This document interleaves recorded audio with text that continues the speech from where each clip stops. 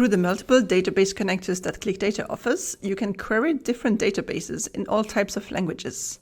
Use ClicData formulas in combination with a query of your favorite database to optimize and enhance your data integration. In this example, we filtered the query to only load rows from orders with higher IDs than the ones loaded previously to ClicData. This is useful to speed up the data refresh because only new rows are processed and added to the existing table. You can use any other ClicData formula in this editor. Simply add double curly brackets around it and you're done. In the formula dropdown, popular formulas are listed and you can insert them directly in your query. Or click Other to open the query editor, which will help you building and previewing the results of the formula.